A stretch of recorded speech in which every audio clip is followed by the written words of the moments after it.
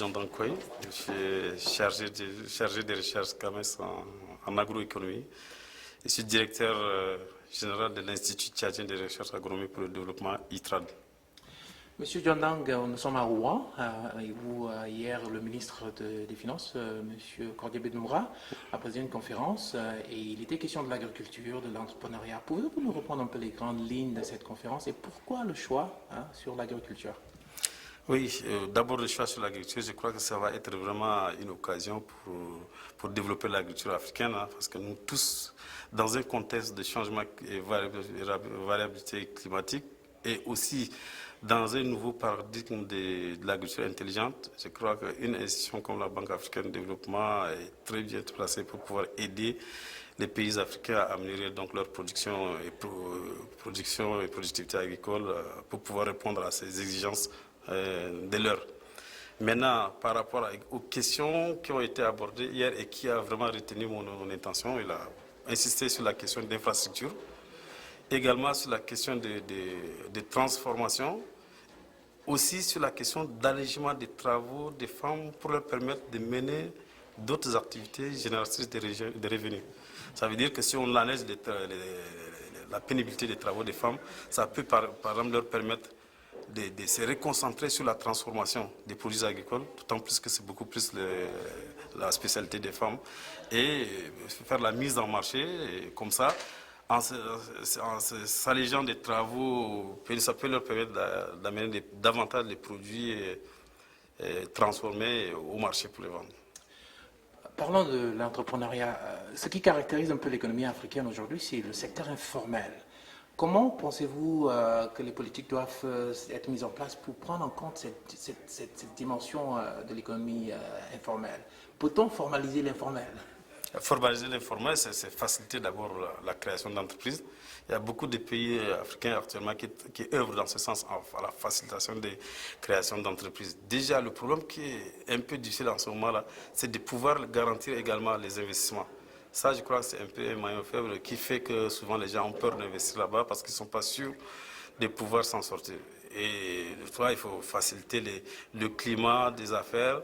Si vous prenez des pays, par exemple, enclavés comme le Tchad, il faut que les taxes soient le plus juste possible.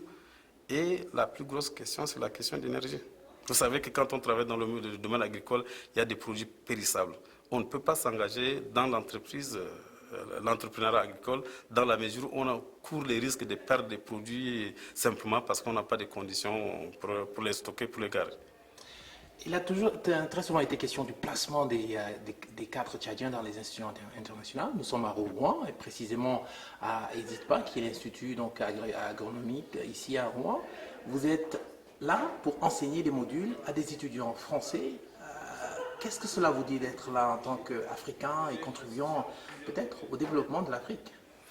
Bon, d'abord, moi, le fait que moi je sois, j'ai d'abord étudié en France, je connais bien l'agronomie française et en plus, ce que j'ai dit aux étudiants en jargon tchadien, je suis général sac à dos, ça veut dire que j'ai commencé par le bas comme technicien agricole avant de passer des concours d'ingénieur et faire des études de doctorat. Donc, sur ce domaine, je me sens très à l'aise et je pense que par rapport à ces expériences, ça fait depuis après 4 ans, on est en relation avec Rouen, ils ont dû identifier cette compétence et m'ont demandé d'intervenir sur le module qu'on appelle développement de l'agriculture des pays du Sud. Et donc j'anime ce module-là.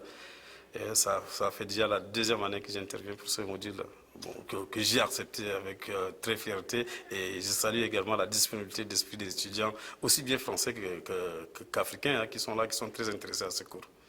Êtes-vous satisfait du niveau d'échange, donc de la conférence d'hier, et donc aussi parler de la candidature du Tchadien? Quelles sont ses chances et comment entrevoyez-vous donc cette élection qui s'approche? Moi, ces chances, à travers son programme qui a déroulé hier, moi j'ai trouvé satisfaction et je suis sûr que s'il veut mettre effectivement son programme en œuvre, ça pourrait aider les pays africains à s'en sortir. Chance également parce qu'il connaît bien déjà là-bas, ce n'est pas un milieu nouveau pour lui. Et chance également, je pense que dans le contexte actuel du positionnement du Tchad, je pense que ça pourrait le faire parce que nous, on est en train de faire davantage pour pour aller, en fait, pour faciliter la mise en commun d'actions en Afrique, notamment à travers nos interventions. Et je pense que ça lui constitue un peu de chance, hein, pour être passé quand même.